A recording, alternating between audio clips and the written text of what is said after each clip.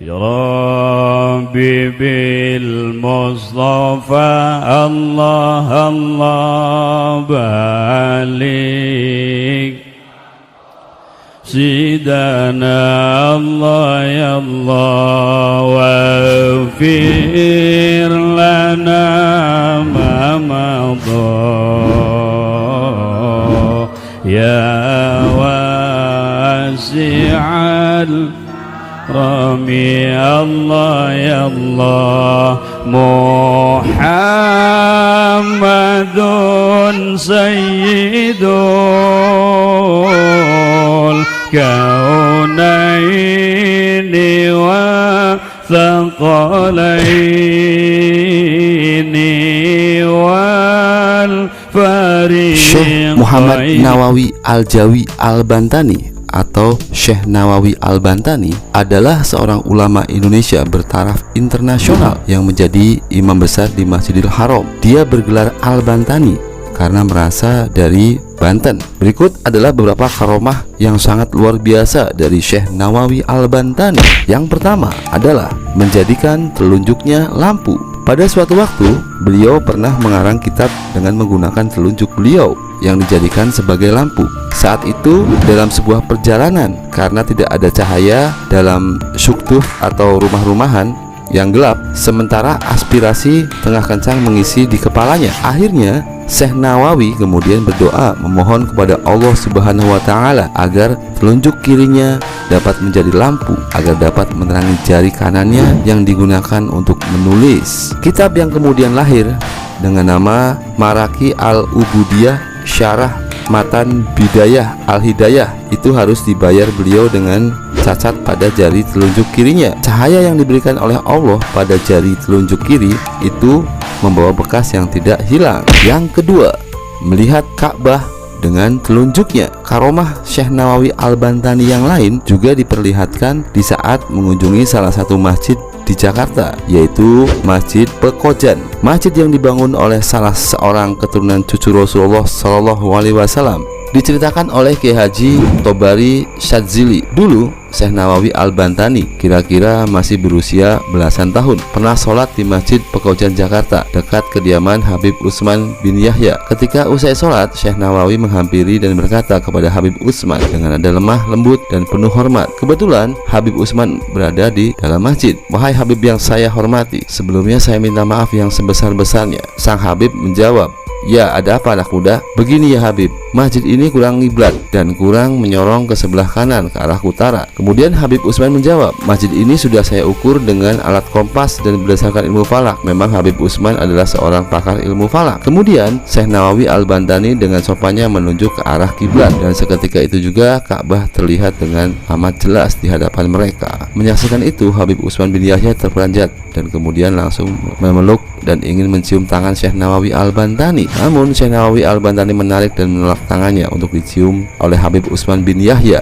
dan beliau berkata, "Wahai Habib yang mulia, saya tidak pantas untuk dicium tangan oleh Habib karena Habib adalah orang mulia dari keturunan Rasulullah, sedangkan saya adalah orang kampung biasa." Mendengar kata-kata Syekh Nawawi Al-Bantani ini, kemudian Habib Utsman bin Yahya langsung merangkul Syekh Nawawi Al-Bantani dan mereka saling berpelukan sambil menangis bercucuran air mata. Syekh Nawawi Al-Bantani juga termasuk salah seorang ulama pakar ilmu falak. Banyak kitab-kitab karyanya yang menerangkan tentang ilmu falak. Syekh Utsman merasa takjub dan menyadari bahwa remaja yang bertubuh kecil itu yang berdiri di hadapannya telah dikaruniai kemuliaan oleh Allah Subhanahu wa Ta'ala, yakni terbukanya nur basyariyah. Dengan karomah itu, dimanapun beliau berada, Ka'bah tetap terlihat. Sampai saat ini, jika kita mengunjungi Masjid Pekojan, akan terlihat kiblat digeser, tidak sesuai dengan aslinya. Yang ketiga, jasad Syekh Nawawi yang luar biasa. Setelah menjadi kebijakan pemerintah Arab Saudi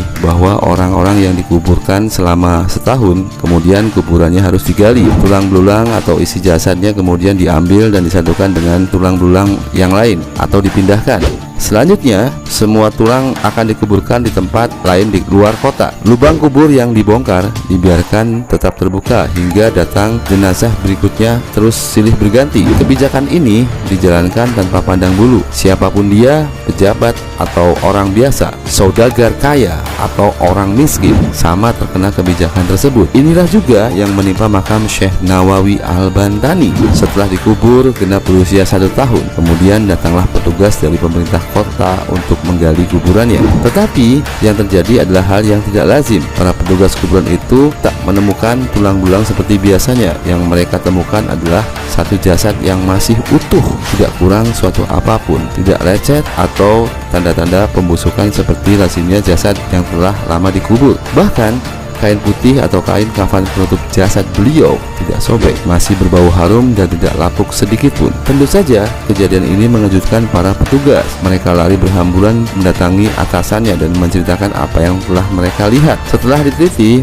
sang atasan kemudian menyadari bahwa makam yang digali itu bukan makam orang sembarangan. Langkah strategis lalu diambil. Pemerintah melarang membongkar makam tersebut. Akhirnya jasad beliau lalu dikuburkan kembali seperti sedia kala. Hingga sekarang makam beliau tetap berada di Ma'la, Mekah.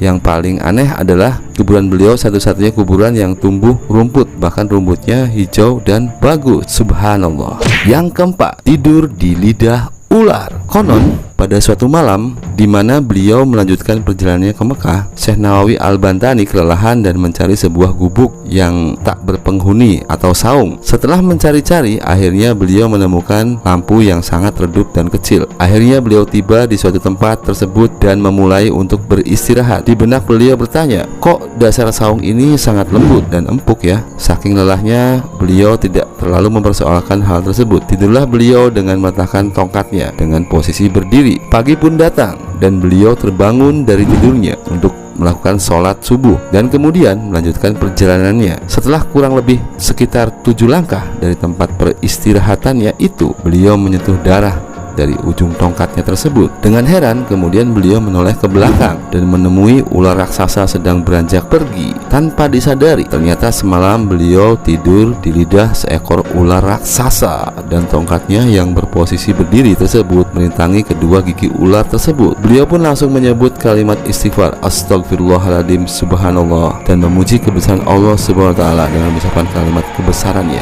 Ada yang berpendapat bahwa ular besar itu adalah naga, ular naga yang bernama Nagasari atau Parewangan atau Malaikatil Hodam dari Kanjeng Sunan Gunung Jati. Mengingat Syekh Nawawi Al-Bantani adalah masih anak cucu dari Sunan Gunung Jati. Syekh Nawawi merupakan generasi ke-12 dari Sultan Maulana Hasanuddin, raja pertama Banten yang merupakan putra dari Sunan Gunung Jati Cirebon. Dikisahkan bahwa Kanjeng Sunan Gunung Jati memiliki parewangan dari dunia goib yang bernama Nagasari. Pada saat itu Nagasari ingin mengabdi kepada Sunan Gunung Jati, tetapi karena perwujudannya adalah seekor naga yang sangat besar sehingga dikhawatirkan akan terjadi pengkultusan, maka Kanjeng Sunan Gunung Jati menolak untuk diikuti oleh Nagasari selagi Nagasari masih berwujud seekor naga yang sangat besar. Akhirnya Nagasari merubah wujudnya menjadi sebuah pohon atau pohon kayu yang saat ini ada di daerah Gunung Jati Cirebon, yaitu kayu Nagasari. Kayu ini memang hanya ada di beberapa tempat keramat yang ada di daerah Cirebon.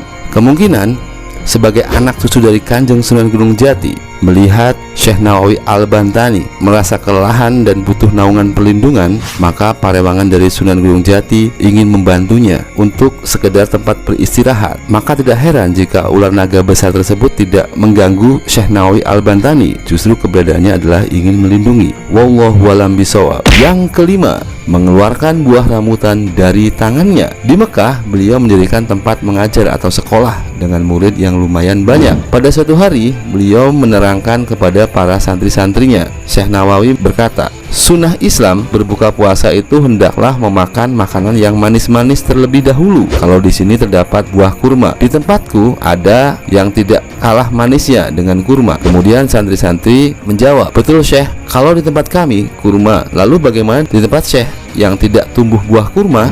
Syekh Nawawi menjawab, sebentar. Syekh Nawawi langsung menyembunyikan tangannya ke belakang tubuhnya. Santri-santri pun sangat heran dengan apa yang dilakukan oleh gurunya tersebut, dan terdengar di telinga para santri-santri suara seperti orang yang sedang mengambil buah-buahan dari pohonnya. Kemudian Syekh Nawawi menyuguhkan buah rambutan yang persis seperti baru diambil dari pohonnya. Santri-santri pun sangat terheran-heran dengan apa yang dilakukan oleh gurunya tersebut. Nah, ini yang aku makan pertama ketika berbuka puasa atau takjil di tempatku. Silahkan dicicipi, kata Syekh Nawawi sambil membagikannya kepada para santri di kelasnya mengajar. Para santri pun langsung mencicipi dan sangat menikmati manisnya buah rambutan yang diberikan oleh gurunya itu. Sebenarnya karomah beliau masih sangat banyak. Itu adalah sebagian kecil dari kisah tentang karomah beliau.